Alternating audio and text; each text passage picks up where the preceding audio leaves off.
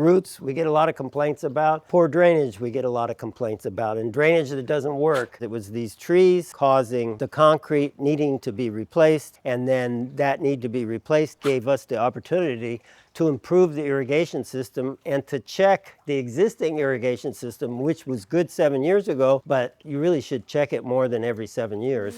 You should probably check it about once a year or once every other year. All of our pipes that we installed 7 years ago appear to be in really good shape. No damage, no breaking of pipes, no roots damaging it, because it's solid white drainage pipe. I think we've talked before about some drainage line that has holes in it.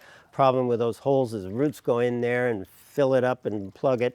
There's no holes in this. We just take that water where we want to take it. One good way to check it is when it's warm, you put a hose on one inlet and make sure that water goes where it's supposed to, and if it starts backing up, then you know you've got a problem. We wanted to make sure this was working right, so we put a hose in it and we filled it with water, and for a few minutes it was fine until the pipe filled up, and then it would start overflowing, which allowed us to figure out, aha, it's not draining. We found a Little John bottle brush right at the street, had put roots and gone into the place where the water comes out to drain to the street. It had come from the top, not from the soil. It was seeking water, and that water was in the drainage line, and it just completely plugged up this system. When we took all the roots out, it's working great now. Probably once a year you need to make sure that Little John bush isn't putting roots into my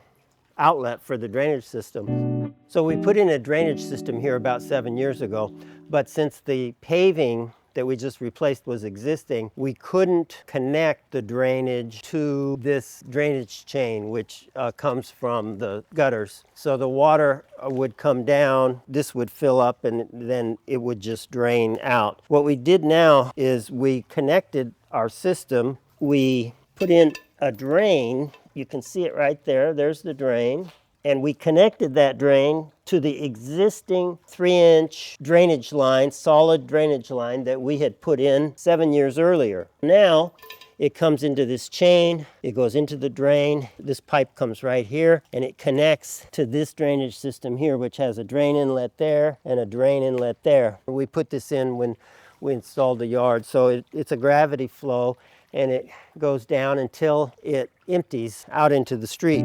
So if you're going to remove concrete, think about your drainage, think about why you have to remove the concrete and how you're going to keep it from happening in the future. And in doing both of those things, you'll be connecting root damage to drainage to a healthy garden that functions the way it's supposed to. We hope you enjoyed this video. If you did, please subscribe and please like the video. Any comments you have, make them below. We'll continue to try to provide useful videos and let us know what would be useful in your case.